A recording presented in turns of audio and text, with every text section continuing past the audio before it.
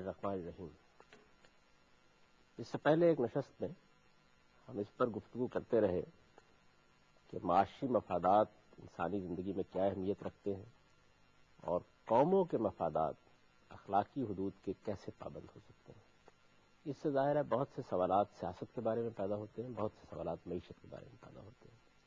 میرا خیال یہ ہے کہ ان سوالات ہی سے اس نشست کی آج ابتدا کر لیتے ہیں. آپ حضرات کے ذہنوں میں بھی بہت سی چیزیں ہوں گی. اگر پچھلی نشست کو یاد ہے تو اس میں ہم اس کے پس منظر پر بہت سی گفتگو کر چکے تھے. تو آئیے پیش منظر میں پہنچتے ہیں. جاوید صاحب، پچھلی گفتگو کے مطابق میں ایک سوال کرنا چاہوں گا سود کی حقیقت کے اوپر.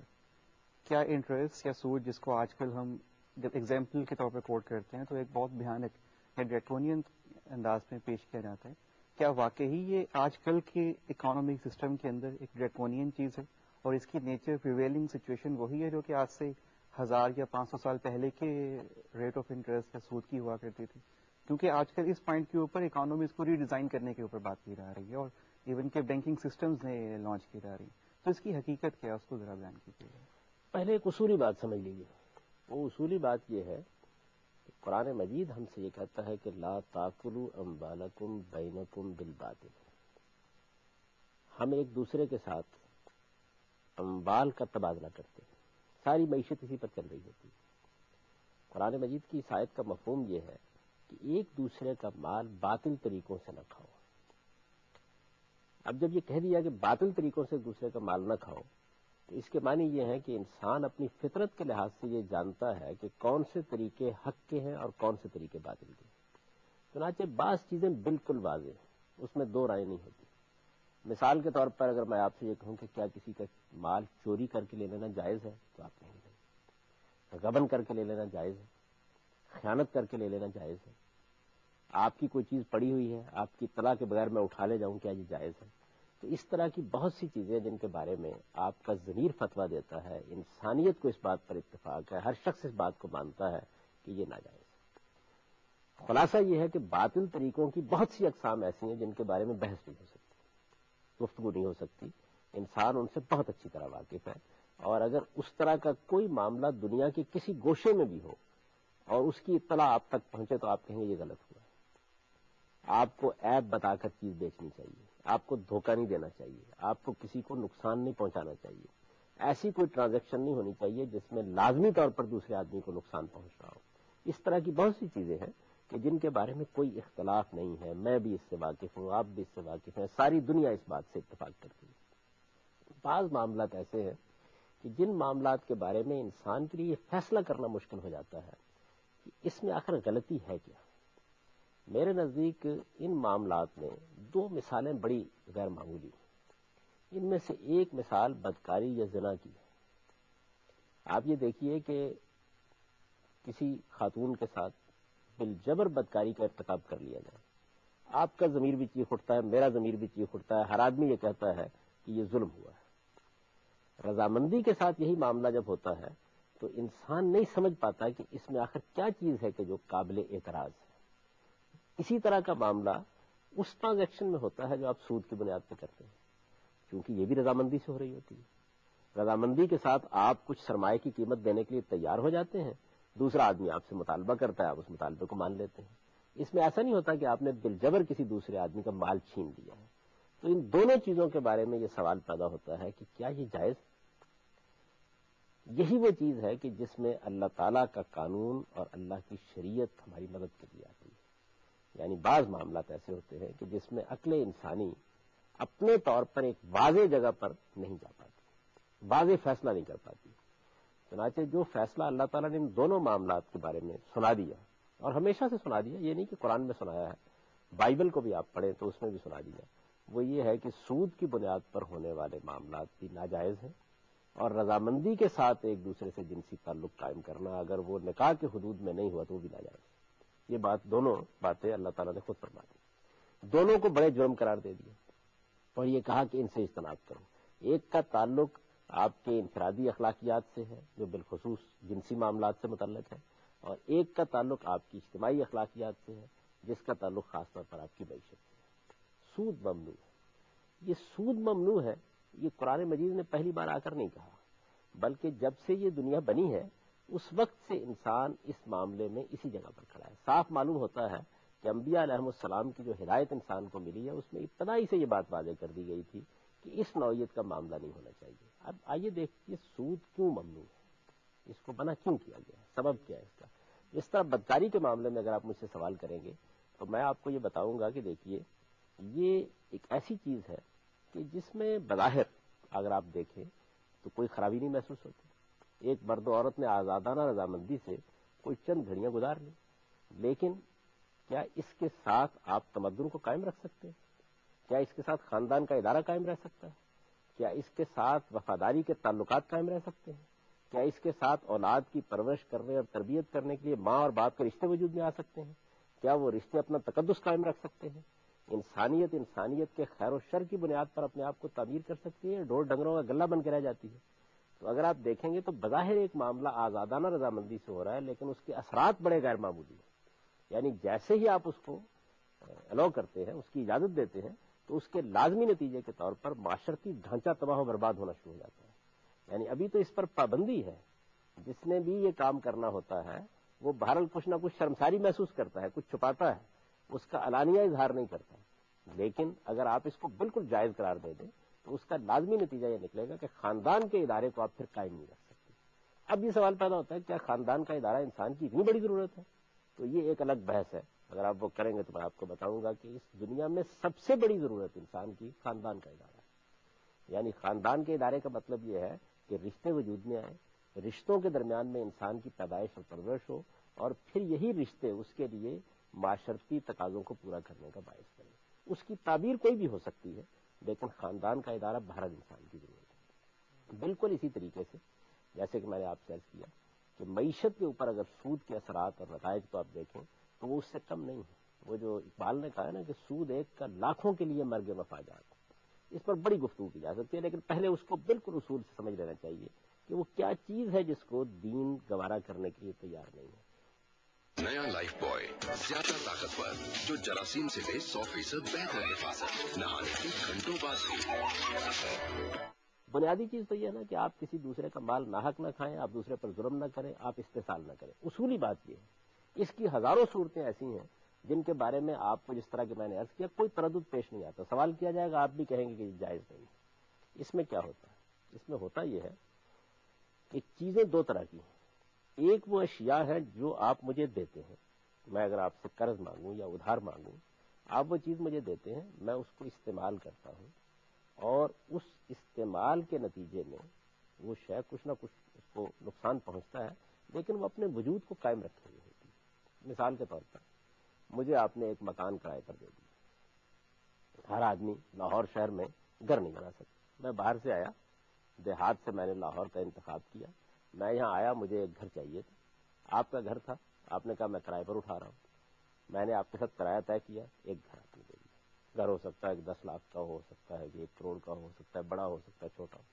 آپ نے میرے ساتھ 10,000 20,000 مہینے کا کرایہ طے کر لیا. میں آپ کے گھر کو استعمال کروں گا, آپ کا گھر میرے تصرف میں رہے گا. میں اس استعمال کی آپ کو قیمت دے رہا ہوں یا اس کا معاوضہ دے رہا ہوں, جس کو آپ کرائے کے لفظ سے تعبیر کرتے ہیں. مجھے آپ 10 دن کے بعد یہ کہتے ہیں کہ میں یہ گھر واپس لینا چاہتا ہوں. کرایہ میں دے رہا تھا, آپ نے مجھے نوٹس دیا, میں آپ کا گھر آپ کے حوالے کروں گا, کسی اور کا گھر کرایہ پر لے لوں. میں نے 10 کروڑ روپیہ آپ سے دیا, 10 لاکھ روپیہ آپ سے دیا. یعنی مکانوں کی جتنی قیمتیں ہو سکتی ہیں اسی کے لحاظ سے آپ سمجھیں کہ میں نے روپیہ آپ سے دے دیا. میں اس روپے کو کیسے استعمال کروں گا؟ اس کے استعمال کی ایک ہی صورت ہے, اور وہ یہ کہ میں اس سے کوئی چیز جا کے خریدوں گا, کہیں کوئی چیز جا کے بیچوں گا, کوئی کاروبار کروں گا, کہیں صرف کر دوں گا. اس روپے کو قائم رکھ کر استعمال ہی نہیں کیا جا سکتا. یعنی مکان کو میں مکان کی حیثیت سے قائم رکھ کے استعمال کر سکتا ہوں. آپ نے مجھے سائیکل کرائے پر دی, میں سائیکل کو سائیکل کی حیثیت سے قائم رکھ کے استعمال کر سکتا ہوں. آپ نے مجھے گاڑی کرائے پر دی, میں گاڑی کو گاڑی کی حیثیت سے قائم رکھ کے استعمال کر سکتا ہوں. میز اور کرسی آپ نے مجھے کرائے پر دی, ان کو بھی میں ایسے ہی استعمال کر سکتا ہوں. لیکن روپیہ اس طرح استعمال نہیں کر سکتا.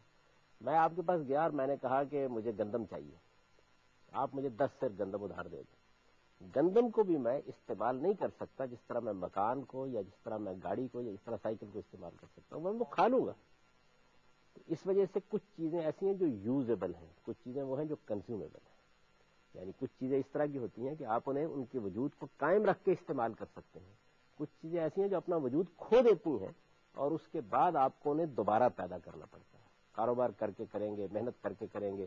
میں نے آپ سے اگر گندم لی ہے، میں ایک کسان ہوں، میں نے آپ سے 10 سیر گندم لی، اب وہ گندم مجھے کہیں اپنے کھیت میں اگانی ہے، وہ پیدا ہوگی پھر میں آپ کو گندم واپس کر سکتا ہوں، اور کوئی میرے پاس راستہ موجود نہیں. تو دیکھیے یہ کتنا لطیف فرق ہے جو اللہ تعالیٰ نے کیا.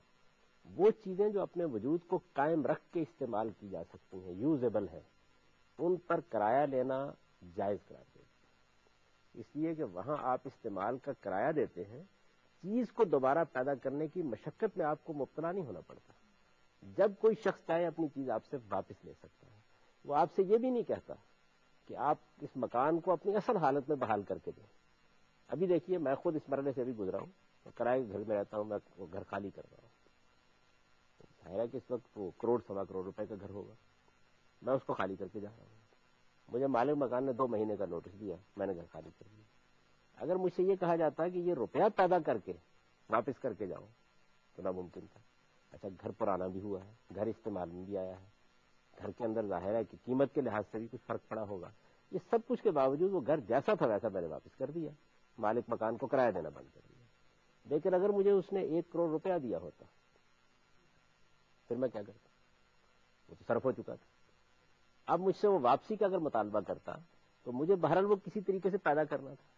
تو اللہ تعالیٰ نے یہ فرمایا کہ وہ چیزیں جو کنزیومیبل ہیں، جو اپنا وجود کھو دیتی ہیں، جنہیں دوبارہ پیدا کرنا پڑتا ہے، ان پر آپ قرض دے کر مزید کا مطالبہ نہیں کر سکتے، یہ ناجائز ہو جائے گا. تو سود اصل میں یہ ہے. آپ نے بڑی خوبصورتی سے نہیں، یہاں پہ ایک بڑا یہ چیز ہے. بیسک سا کوشچن یہ پیدا ہوتا ہے کہ اگر ہم اپنے کرنٹ اکانومی سسٹم کو ذہن میں رکھیں تو یہاں پہ جو لینڈر ہے، جو بینیفیشری ہے، وہ ایک غریب یا معمولی طبقہ میجورٹی کیسز کے اندر. لیکن آج سے 200 سال پہلے کا جو اکانومی سسٹم تھا، وہاں پہ جو بینیفیشری تھا وہ ایک جس کو آپ بنیے کا نام دے دیں یا ایک بڑے کسی یعنی کہ لینڈر کا نام دے سکتے ہیں اس کو، اس میں بینیفیشری وہ تھا. تو یہاں پہ اگر وہ اسمال لینڈر اگر بینیفیشری نہیں بنتا اس سسٹم کے تحت تو وہ لوزنگ اینڈ کے اوپر آ جائے گا. جس کی 1 لاکھ یا 2 لاکھ روپے سیونگ ہے وہ اس کو نہ کہیں انویسٹ کر سکتے، اور اگر وہ اس کے بدلے میں 1500 یا 2000 روپیہ ایز ریٹرن نہیں لیتا تو اس کی پھر اسٹینڈنگ پوزیشن کہیں پہ بھی نہیں رہے گی. اس پر آتے ہیں، اس کو تھوڑا سا اس پر ابھی آتے لے ہیں، لیتے ہیں. یعنی ہم آہستہ آہستہ اس طرف بڑھیں گے. میں یہ چاہتا کہ پہلے آپ بنیادی بات سمجھ لیں. اصل میں جب ہم کسی چیز کے اپلائیڈ حصے کی طرف چلے جاتے ہیں، اطلاقی حصے کی طرف چلے جاتے ہیں، تو بعض اوقات اس کی اثر حقیقت نگاہوں سے اوجھل ہو جاتی ہے. پہلے یہ سمجھ لینا چاہیے کہ اللہ تعالیٰ نے ممنوع کس چیز کو قرار دیا ہے.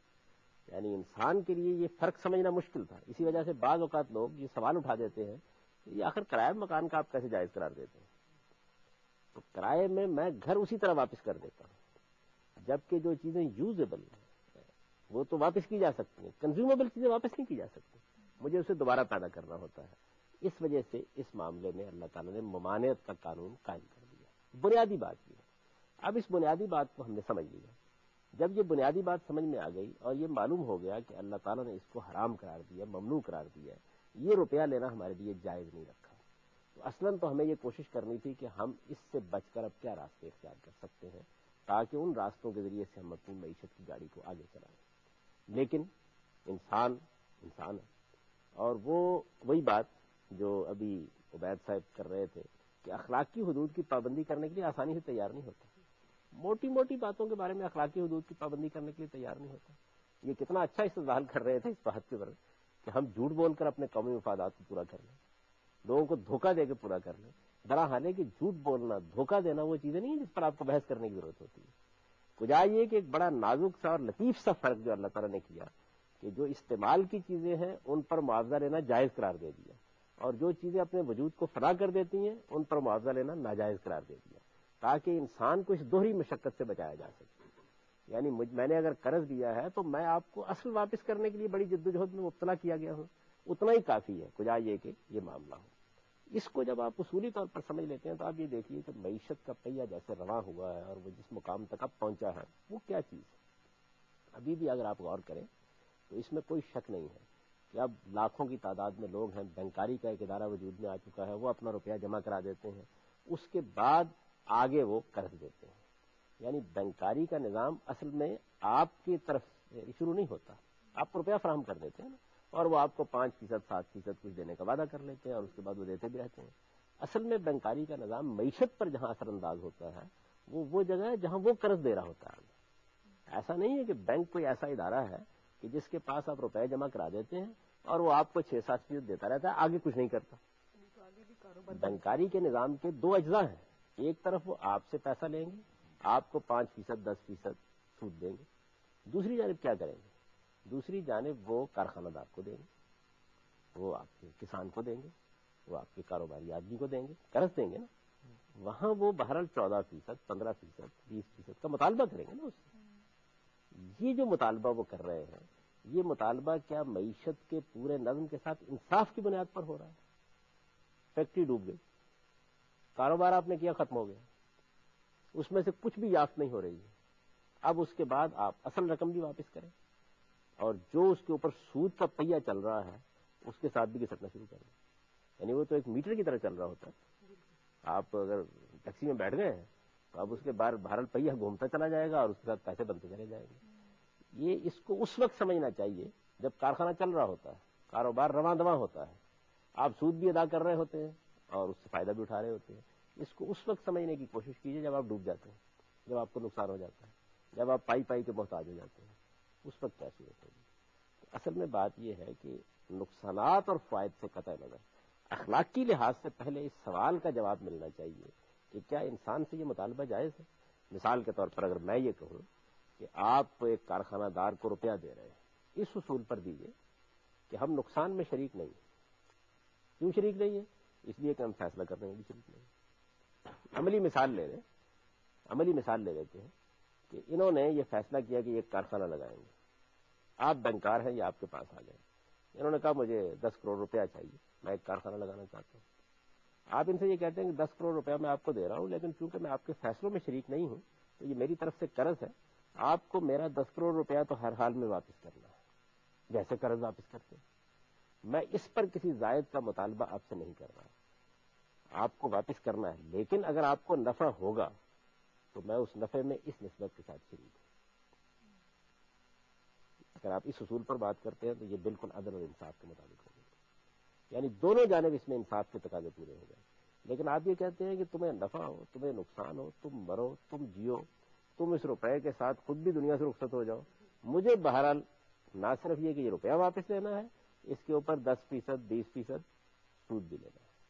اس کا اخلاقی جواز کیا ہے؟ پہلا سوال یہ ہے۔ سر یہ میں نے یہ کہنا تھا کہ اگر بینکاری سسٹم میں اگر سود کو ختم کر دیا جائے، اوور آل ختم کر دیا جائے، تو کیا آپ نہیں سمجھتے کہ معیشت میں اس میں کوئی خرابی پیدا ہو سکتی ہے، کمزور ہو سکتی ہے، ترقی نہیں کر سکتی؟ یہی بات یہ ہے کہ جس وقت معیشت کا ایک نظام بن چکا ہوتا ہے نا، جیسے اس وقت بن رہا ہے، تو اب تمام ماہرین ایک ہی طریقے سے چیز کو دیکھ بھی رہے ہیں، اسی طرح اس کو سوچ بھی رہے ہیں، اس سے ہٹ کے سوچنا ان کے لیے مشکل ہے۔ دوسری چیز جو اصولی لحاظ سمجھ لیجیے وہ یہ ہے کہ اخلاقی حدود کی جب آپ پابندی کریں گے آپ اس کو قیمت ادا کرنی پڑے گی۔ یعنی یہ ہو نہیں سکتا کہ آپ اس کی قیمت ادا نہ کریں اور آپ کہیں کہ اخلاقی حدود کی پابندی بھی ہو جائے گی۔ ایک آدمی رشوت لیتا ہے، تنخواہ اس کی 10,000 روپے ہے اور وہ 2 لاکھ روپے مہینے کی رشوت لیتا ہے، اس کے بچے آکسفورڈ، کیمبرج اور ہارورڈ میں پڑھ رہے ہیں، اس نے بڑا اچھا گھر بنایا ہوا ہے، اس کے نوکر چاکر ہیں، میں اس کو یہ کہتا ہوں کہ رشوت تو ایک اخلاقی برائی ہے، تمہیں رشوت سے بچنا چاہیے۔ وہ یہ کہتا ہے کہ دیکھیے معیشت میری ایسے ہی چلنی چاہیے اور میں رشوت نہ لوں، اس کا کوئی حل بتا دیجیے۔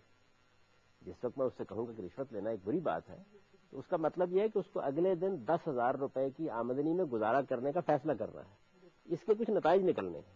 اصل میں یہ نتائج ہیں جو اخلاقی حدود کی پابندی کی قیمت ہے، یہ وہ دینے کے لیے تیار نہیں ہوتا۔ ٹریٹ کالا، اس کی تیز دھار بہترین شیپ بنائے ہر بار۔ ٹریٹ کالا، بات ہے اعتماد کی، 50 سالہ ساتھ کی۔ نیا لائف بوائے زیادہ طاقتور جو جراثیم سے دے 100% بہتر حفاظت، نہانے کے گھنٹوں بعد بھی۔ تو سود کے معاملے میں بھی میرے نزدیک جو لوگ بحث کرتے ہیں نا کہ اس سے آپ کو بڑے فائدے ہو جائیں گے اور یہ ہو جائے گا وہ ہو جائے گا، میں یہ کہتا ہوں کہ ایسا نہیں ہے، یعنی اس سے کچھ نقصانات ہوں گے آپ کو، لیکن اخلاقی حدود کی پابندی کے لیے نقصانات جھیلنے پڑتے ہیں۔ آپ جب وہ نقصانات جھیلتے ہیں تو اس کے بعد بحثیت مجموعی سوسائٹی کے اندر خیر و برکت پیدا ہوتی ہے اور پھر اس کے فوائد کچھ دیر کے بعد آپ تک بھی پہنچتے ہیں۔ پہلے مرحلے میں دیکھیے نا بڑے اطمینان کے ساتھ آپ کرسی پر بیٹھے ہوئے ہیں, آپ نے کہا کہ تم مرو جیو, مجھے بہرحال اتنے پیسے تم سے لینے ہیں, تو اس میں آپ کو بڑی سہولت محسوس ہوتی ہے. لیکن جو میں کہہ رہا ہوں بات کہ آپ نقصان میں نہ شریک ہو, لیکن آپ فائدے میں اس وقت شریک ہوں جب حقیقت میں فائدہ ہو, جب حقیقت میں نفع ہو. اس اصول کو اخلاق کی لحاظ سے اگر آپ تقابل کر کے دیکھیں تو آپ بہتر پاتے ہیں, اس اصول کو بہتر پاتے ہیں کہ مجھے ہر حال میں لینے. غامدی صاحب یہ بھی تو ہو سکتا ہے نا کہ بینک جو ہے وہ معاملہ اس طرح سے لوگوں سے کرے کہ نفع نقصان میں شراکت اس طرح سے ہو کہ سود کی ضرورت پیش نہ آئے, لیکن لوگوں کا پیسہ جو ہے وہ بھی کاروبار میں لگے. اعلانیہ طور پہ ایسا بینک کرتے تو آگے کاروبار ہی ہے اس پیسے میں اس کا طریقہ بتا رہا ہوں آپ کو کہ بینک آگے کاروبار کرنے کے لیے قرض دیں اور یہ کہیں کہ ہم نقصان میں شریک نہیں ہیں. نفع نقصان میں شرکت کی میں پابندی نہیں لگاتا ہوں پر, میرے نزدیک اسلام میں بھی یہ کوئی لازم نہیں ہے, لیکن نفع میں اس وقت شریک ہو جبکہ نفع ہو. اگر آپ صرف اتنی بات مان لیں تو اس کے بعد راستہ نکل آئے. لیکن سود بہرحال ایک ایسی برائی ہے کہ جس سے ہم کو نجات پانی ہے. اچھا, اب جو بات آپ کہہ رہے ہیں وہ بالکل دوسری بات ہے. وہ یہ ہے کہ سود پر مبنی ایک نظام قائم ہے, دنیا ساری کی ساری اسی معیشت کو اپنائے ہوئے ہے. ہمارے ملک میں بھی یہی صورتحال ہے. بہت سے لوگ ہیں, بیوائیں ہیں, غریب ہیں, اور دوسرے لوگ ہیں, کسی کے پاس لاکھ روپیہ ہے, کسی کے پاس 2 لاکھ روپیہ ہے. آدمی کاروبار کر رہا تھا, اس کے بعد اس کے اندر کاروبار کرنے کی ہمت نہیں, ملازمت کر رہا تھا, کچھ روپے اس کو ملے ہیں, اب وہ خود کاروبار کرنے کی صلاحیت نہیں رکھتا. اس طرح کے لوگوں کو اس نظام سے فائدہ اٹھانا چاہیے یا نہیں اٹھانا چاہیے, یہ میرے نزدیک ایک عملی سوال ہے.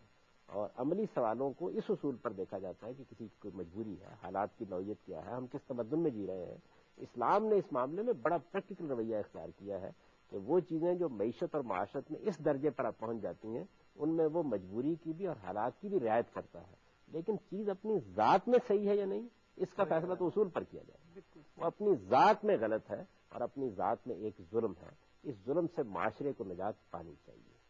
اس نشست کا وقت بھی ختم ہو گیا, اب اس کو ختم کرتے ہیں. کسی اگلی نشست میں اس کے بعد دوسرے پہلوؤں پر بات کریں گے. بآخر دعوانا الحمدللہ.